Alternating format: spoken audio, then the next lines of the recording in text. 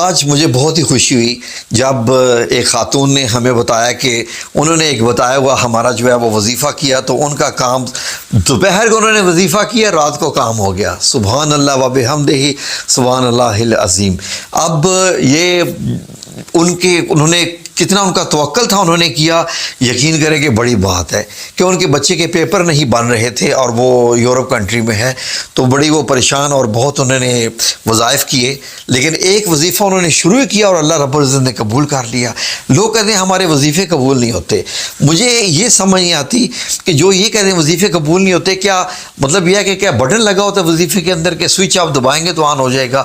اللہ رب العزت، اب دیکھیں انہوں نے خود، آپ بھی تو سن رہی تھی، انہوں نے کہا جی دوپہر کو وظیفہ کیا، رات کو شام کو کال بھی آ گئی کہ میرا کام ہو گیا۔ سبحان اللہ، یہ ہوتا ہے۔ اب دیکھیں نا کہ مطلب وظیفے کی کنڈیشن سب سے پہلے یہ ہوتی ہے کہ اللہ رب العزت پہ آپ کا توکل کتنا ہے جس کے لیے وظیفہ کر رہے ہیں۔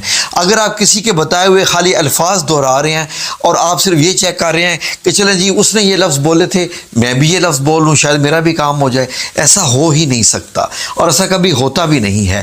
ویسے تو اللہ رب العزت ہے، وہ چاہے تو ہندوؤں، کافروں، کرسچن جس کی مرضی سن لیں، وہ مطلب یہ ہے کہ اپنی وہ منمانی کرنے والا ہے، کسی کی مان کے وہ تھوڑی چلتا ہے۔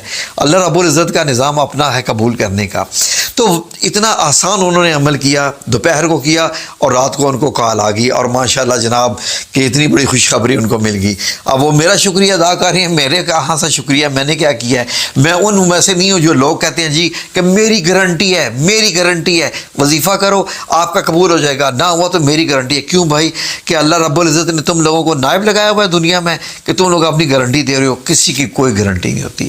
اللہ رب العزت خود وہ مالک کل ہے، سب اختیارات اسی کے پاس ہیں، ہوا علی کل شیء قدیر ہے۔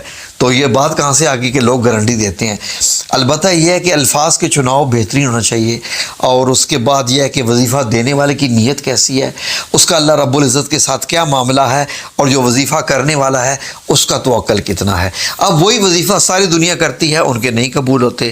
اتنا آسان، جیسے کہ میں بھی آپ کو بتاتا ہوں کہ جو نماز پڑھنے والے ہیں ان کے وظیفے جلدی قبول ہو جاتی ہیں۔